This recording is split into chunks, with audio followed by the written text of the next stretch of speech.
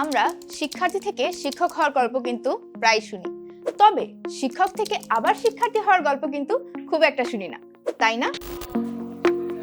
আমি শারমিন নাহার, এটা আমার গল্প। পেশায় তিনি তেজগাঁও কলেজের সমাজকর্ম বিভাগের বিভাগীয় প্রধান। সামাজিক হিসেব নিকেশ অনুযায়ী কিন্তু তাকে একজন প্রতিষ্ঠিত ব্যক্তি বলা চলে। তবে শিক্ষকতার পাশাপাশি হঠাৎ ডিজিটাল মার্কেটিং এর দিকে কেন ছুটলেন তিনি?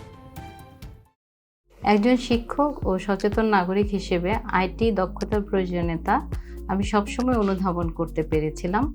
এই অনুধাবনই ইচ্ছায় রূপ নেয় যখন আমার স্টুডেন্ট ক্রিয়েটিভ আইটি ইনস্টিটিউট থেকে একটি কোর্স সম্পন্ন করে এবং সফলভাবে মার্কেট প্লেসে কাজ করছে। গল্পের এই পর্যায়ে আসে একটা ফিল্মি টুইস্ট। হঠাৎ পুরনো এক বন্ধুর সাথে নতুন করে দেখা হয়ে যাওয়ায় শারমিনের স্কিল ডেভেলপমেন্টের প্রতি আগ্রহ বেড়ে যায় আরো কয়েক গুণ। কে ছিল সেই বন্ধুটি?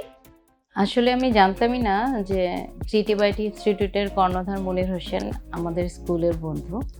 পরবর্তীতে একটি কাজের সুবাদে তার কাছে আসি এবং নতুন করে আবার পরিচয় হয়। মনিরের সহযোগিতায় আমি আমার কলেজে একটি সেমিনার আয়োজন করি।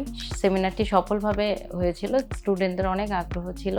আস্তে আস্তে আমার মধ্যেও আরও আগ্রহ বাড়তে থাকে।